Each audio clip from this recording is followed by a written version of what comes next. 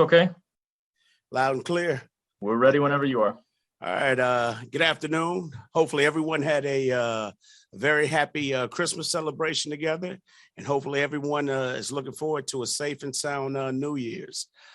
Feels good coming off a big victory from last week. I thought our guys did a tremendous job. And with that said, I'm all ears. Go first to Herbie Teope. Go ahead, Herbie. Hey, Coach. Good afternoon. How you doing, man? How you doing, Herbie? I'm doing well, thanks. I have two questions here for you.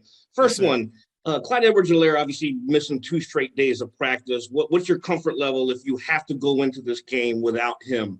And I'll have the second one after this.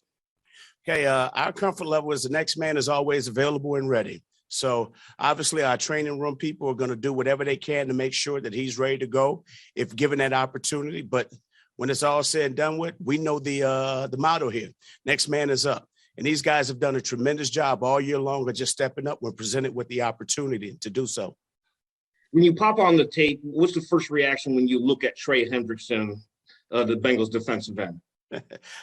High motor, high energy. He's a beast. Kid plays relentless. You can't help but be a fan and have a great deal of respect for who he is and what he does. I mean, hell, he got after us pretty good last year. And so we just need to make sure that we can neutralize some of that pass rush and make sure that we're doing things, putting our guys in position so they can be good and great at times. But he's a tremendous football player. On top of that, they got another guy on the other side of him. They got a few guys inside that are pretty damn good too.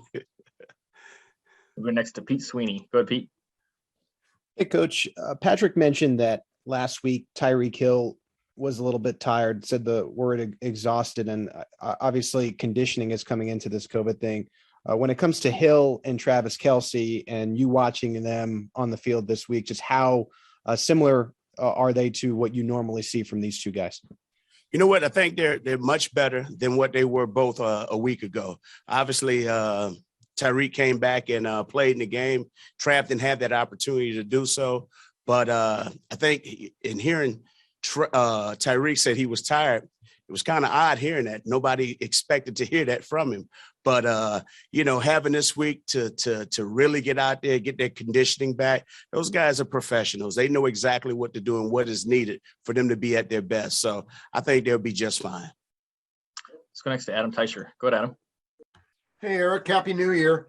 I know you always want to – thank you. I know you always want to have Kelce and Hill in the lineup and at 100%, but having to play a game like you had to play against Pittsburgh without one of them and the other one kind of limited, you feel like that'll be a good thing for you guys down the road offensively?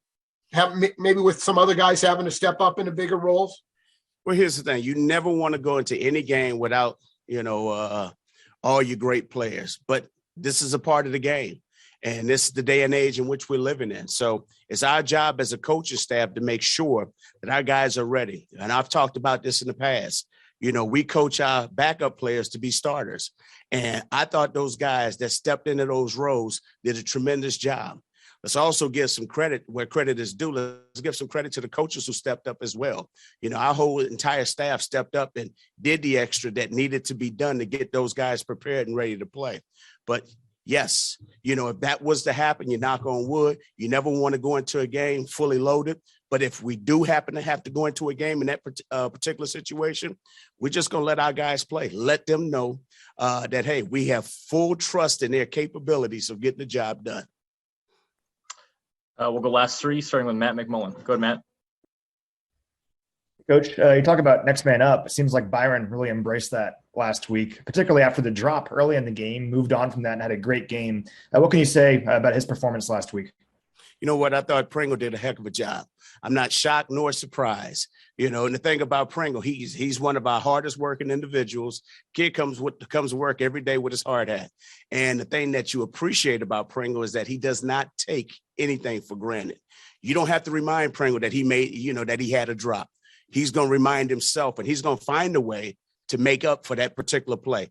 That's what you love about him, because nothing is ever too high and nothing ever gets him down too low. He just puts consistent behavior on tape, and that's what we appreciate about him more than anything. Well, Sam and then Nate. Go ahead, Sam. Hey, Eric. How you doing, Sam? Good, thanks.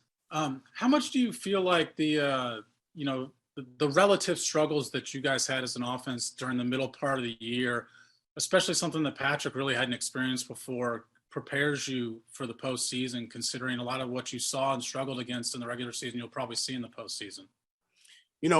Sometimes without no bad luck, some of us wouldn't have any good luck at all. And sometimes you got to have those struggles, because the thing that you need to do is to find out who's all on board.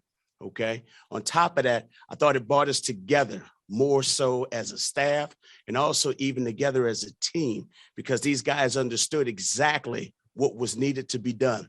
We also learned the valuable lesson not to take this for granted. We're just not good enough to show up. Okay. And those are the things that you have to go through in order to get to this point. Now, there's still some life lessons that we're going through, but when it's all said and done with, like I told you guys before, if we handle that the right way, we'll reap the rewards of it, down the line. And what it has done is just helped us to grow together, completely together as a team. And we'll go last to Nate. Go ahead, Nate. Hey, B, Happy New Year, man. Happy New Year's to you as well. I know it's around this time of the year where we get to ask you, and the NFL has changed its format as to how soon teams can ask candidates for their openings at the coaching position. I guess, one, has any team reached out to you or asked the Chiefs for permission to talk to you? And I just wonder if that moment hasn't occurred yet, and if it does occur before the postseason begins, how that might help you or how it may change your viewpoint of maybe pursuing a head coaching job versus previous years where obviously you were doing it and then still trying to game plan for who you were going to face in the postseason. Well, here's the thing that's a little different. Obviously, right now, we're trying to fight for home field advantage. So the head coaching stuff will take care of itself when that time is right.